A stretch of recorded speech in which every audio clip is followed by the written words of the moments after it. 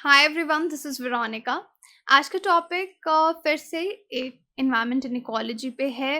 Blue fin mahseer IUCN red list से उसको बाहर कर दिया गया है। तो इसके बारे में डिटेल में जानेंगे कि कैसे इसको कंजर्व किया गया, इसका नंबर कैसे इंक्रीज किया गया, थ्रेटेंड स्पीशीज से ये बाहर आ गई। तो डिटेल में जानते हैं इसके बारे में। कोई भी क्वेरी हो आपकी, आप उनसे कनेक्ट कर सकते हैं सोशल मीडिया पे, because I feel together we can make a huge difference, चाहे फेसबुक पे, इंस्टाग्राम पे या टेलीग्राम पे। पीडीएफ जो है वो आपको सिर्फ और सिर्फ मेरे टेलीग्राम चैनल पे ही मिलेगा।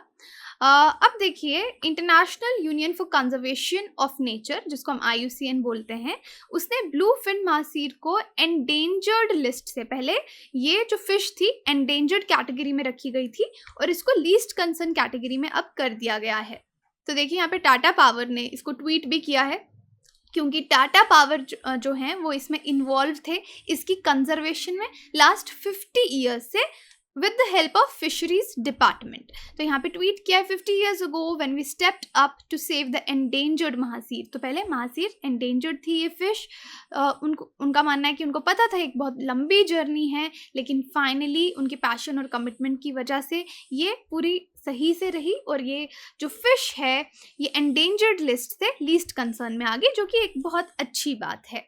आईयूसीएन के बारे में आप जानते ही हैं, ये उसका वेबसाइट है, आप चेक कर सकते हैं।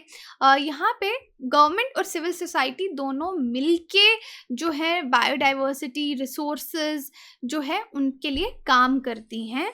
आईयूसीएन जो है इसका जो मेंबरशिप है यूनिकली अगर आप देखेंगे तो गवर्नमेंट को भी है, सिविल सोसाइटी ऑर्गेनाइजेशन को भी है। 1948 में आईयूसीएन को क्रिएट किया गया था, इसके हेडक्वार्टर्स स्विट्जरलैंड में है।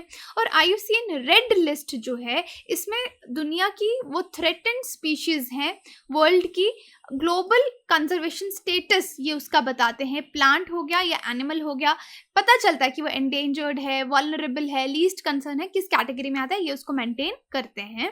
और रेड लिस्ट जो इनकी है, जिसके बारे में बात कर रही हूँ, देख सकते हो आप, एक्सटिंक्ट कैटेगरी। कौन सी कैटेगरी है? जहाँ पे कोई इंडिविजुअल, कोई स्पीशीज पूरी तरह से खत्म हो चुका है, मर चुका है, अब वो अवेलेबल नहीं है। एक्सटिंक्ट इन द वाइल्ड का मतलब है कि वो सिर्फ और सिर्फ कैप्टिविटी यानी जूज में या आर्टिफिशियल लेक्स में ऐसी किसी जगह पे सरवाइव कर रहा है, वाइल्ड फ्रीली वो आपको कहीं नहीं मिलेगा वो एनिमल या प्लांट स्पीशीज। क्रिटिकली एंडेंजर्ड का मतलब है facing extremely high risk of extinction, जो नेक्स्ट स्टेप इसके बाद एक्सटिंक्शन ही है। अगर कोई एनिमल क्रिटिकली एंडेंजर्ड हो गया, अगर उसका ध्यान नहीं रखा गया तो वो एक्सटिंक्ट हो जाएगा। अब ये महासीर जो है, देखिए ये एंडेंजर्ड कैटेगरी में थी, यहाँ पे एक्सटिंक्ट ये सारा कैटेगरी आप देख सकते हैं, इस तरफ ज्यादा खतरा होता जाता है, राइट। तो एंडेंजर्ड कैटेगरी का मतलब हाई रिस्क है कि इन वाइल्ड ये एक्सटिंक्ट हो सकती है। वल्नरेबल मतलब high risk of extinction in the wild, near threatened, और फिर लीस्ट कंसर्न की पॉपुलेशन इसका स्टेबल है। और अब देखिए महासीर जो है एंडेंजर्ड से लीस्ट कंसर्न में आ गई, तो ये आपका एंडेंजर्ड कैटेगरी है, यहाँ से ये लीस्ट कंसर्न में आ गई है कि इसका पॉपुलेशन अब स्टेबल है। ऐसा नहीं है कि ये कभी नियर फ्यूचर में एक्सटिंक्ट हो सकती है। डेटा डेफिशिएंट का मतलब है कि किसी स्पीशीज के बारे में हमको सफिशिएंट डेटा हमारे पास नहीं है। अब हम ब्लू फिन महासीर के बारे में जानते हैं। ये एक फ्रेश वाटर फिश है, सब स्पीशीज इसकी महासीर की एक सब स्पीशीज है। जीनस है इसका तौर, और इसको कहा जाता है डेक्कन महासीर और तौर खुदरी। तो इसका नाम आप याद रख सकते हैं। आईयूसीएन स्टेटस अब इसका लीस्ट कंसर्न हो गया है। अब इसके फीचर्स देखिए, एक सिल्वर ब्लूइश कलर्ड फिश है ये, और इसके ब्लड रेड फिन्स हैं, या जो फिन्स हैं ब्लूइश टिंज, थोड़ा सा ब्लूइश कलर ये आपको देते हैं। काफ़ी सेंसिटिव है ये ऑक्सीजन लेवल्स के, उस पानी में रहती है जहाँ पे जो पानी बहुत ज़्यादा ऑक्सीजनेटेड हो, क्लीन हो, और सडन क्लाइमेट चेंजेस को लेकर ये बहुत ज़्यादा सेंसिटिव है। पोल्यूशन बिल्कुल भी बेयर नहीं कर सकती, बहुत सेंसिटिव है, बहुत सी ऑक्सीजन लेवल्स को लेकर, टेम्परेचर को लेकर, इसलिए ये इकोसिस्टम का इंडिकेटर भी है। इकोसिस्टम का इंडिकेटर हम उन स्पीशीज को या उन एनिमल्स को बोलते हैं जिससे हमको सॉरी इकोसिस्टम के हेल्थ के बारे में मालूम पड़ता है। तो अगर ये फिश किसी पानी में है और इसकी पॉपुलेशन कम हो रही है, तो हमको पता चलेगा या तो इस पानी का ऑक्सीजन लेवल कम हो गया है, पोल्यूशन हो रही है या टेम्परेचर बिगड़ गया है, क्लाइमेट चेंज का कोई इफेक्ट है, हमें एकदम से पता चल जाएगा। तो ये इंडिकेटर ऑफ इकोसिस्टम भी है। उसके बाद इसके हैबिटेट की अगर बात करें तो ये कहाँ पे मेनली आपको मिलती है, मोटा मोला रिवर जो ईस्ट ऑफ पुणे में है वहाँ पे, जो कि पार्ट है कृष्णा रिवर बेसिन का। और उसके बाद जो डेक्कन प्लाट्यू के रिवर्स हैं वहाँ पे भी ये पाई जाती है।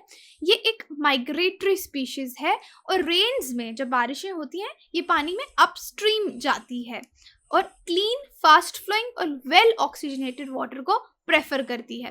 कावेरी में आप देखेंगे मासीर कम्युनिटी जो है, इसमें दो वेराइटीज आपको कावेरी रिवर में मिलेंगी। ब्लू फिंड हो गई, ऑरेंज फिंड हो गई, या फिर उसको गोल्डन फिंड भी बोला जाता है, हम्पबैक्ड। अब ये जो इनिशिएटिव है टाटा पावर के द्वारा लिया गया है कि हम इसको सेव करेंगे। तो अब उनका मानना है, टाटा पावर ने स्टेटमेंट दिया, ऑब्वियसली दे आर हैप्पी कि उन्होंने इसको कंजर्व किया, लेकिन ब्लू महासीर को किया है, ब्लू फिंट। अभी गोल्डन महासीर स्टिल जो है वो एंडेंजर्ड स्पीशीज की लिस्ट में है। तो वो कह रहे हैं कि उनका काम अभी रुका नहीं है, इसको भी हमको बचाना है। तो ये 50 साल से लोनावला में काम कर रहे हैं इस पे, इसकी कंजर्वेशन को लेकर।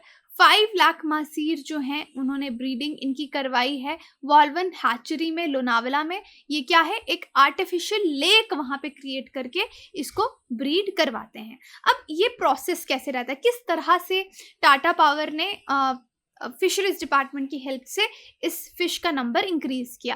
तो देखो इन्होंने एक मेथड डेवलप किया कि जहाँ पे 4 से 5 लाख महासीर जो हैचलिंग्स एट अ टाइम जो है वाल्वन हैचरी इन लोनावला जो है वो आपको मिलेंगी।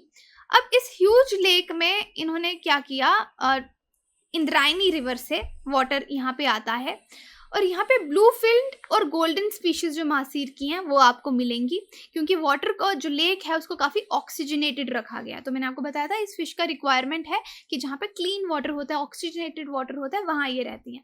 ब्रूडर फिशेज आपकी कौन सी होती हैं, देखिए ये वर्ड है, ब्रूडर फिशेज होती हैं आपकी एडल्ट फिशेज जो ब्रीडिंग के लिए तैयार हैं। तो ये उनको वहाँ पे ब्रीड करवाते हैं। पहले तो पॉन्ड्स और लेक्स में इसको इंट्रोड्यूस करवाते हैं, क्योंकि ये अपस्ट्रीम जाती है। तो जहाँ पे वाटर बहुत जोर से पड़ रहा हो, मॉनसून ऐसा लगे, फिश को कंफ्यूज हो जाए कि ओके मॉनसून आ गया या वाटरफॉल्स हैं, क्योंकि मॉनसून और वाटरफॉल के टाइम पे इनका जो रिप्रोडक्टिव सिस्टम है ब्रूडर्स का वो स्टिमुलेट होता है। तो ब्रीडिंग करवाने के लिए इनको वो कंडीशन देना इम्पॉर्टेंट है। फिर जो एक्सपीरियंस्ड फिशरमैन हैं वो ब्रूडर्स के जो एग्स हैं और स्पर्म्स जो हैं उनको एक एक्सपर्ट ऑपरेशन में अलग करते हैं और लार्ज ब्रीडिंग ट्रेज में रखा जाता है ताकि वो फर्टिलाइज हो जाएं। फिर जो गुड एग्स हैं ऑब्वियसली जो गोल्डन कलर के रहते हैं उनको इंपॉर्टेंट प्लेस दी जाती है, और वंस ये जो एग्स हैं फर्टिलाइज हो जाते हैं तो ये जो बेबी हैचलिंग्स हैं उसमें से 72 to 96 आवर्स में वो बाहर आ जाती हैं। और फिर ये डार्क प्लेस, जैसे ये फिश छोटी होती है एकदम, तो ये डार्क प्लेस ढूंढती है जाने के लिए। दैट मीन्स इसका इनिशियल नेचर शाय है, it is bit shy at first, और 1 मंथ के बाद जो हैचलिंग्स हैं या उनको फ्राई बोला जाता है, ये 1 सेंटीमीटर लेंथ में हो जाती है और बहुत जल्दी मूव करने लगती है विगरसली। और 4 to 6 मंथ्स के बाद इनको डिफरेंट फिशरीज डिपार्टमेंट्स को हैंड ओवर कर दिया जाता है। जब ये 4 से 6 महीने की हो जाती है फिर इनको डिफरेंट जो वाटर इकोसिस्टम, एक्वाटिक इकोसिस्टम्स हैं, लेक्स हैं, रिवर्स हैं, अलग अलग स्टेट्स में वहाँ पे इंट्रोड्यूस किया जाता है। तो यानी कंजर्वेशन प्रोसेस में आपको क्या समझ में आया, आर्टिफिशियल लेक में इनको एक्सपर्ट फिशरमैन की हेल्प से ब्रीडिंग करवाई जाती है, एग्स को फर्टिलाइज किया जाता है, और जैसे ही हैचलिंग्स उसमें से बाहर आती है उनका ध्यान रखा जाता है। 4 से 5 महीने या 6 महीने वो वहाँ पे रहती हैं, उसके बाद उनको डिफरेंट स्टेट्स को, फिशरी डिपार्टमेंट्स को दे दिया जाता है अलग अलग इकोसिस्टम्स में इंट्रोड्यूस करवाने के लिए।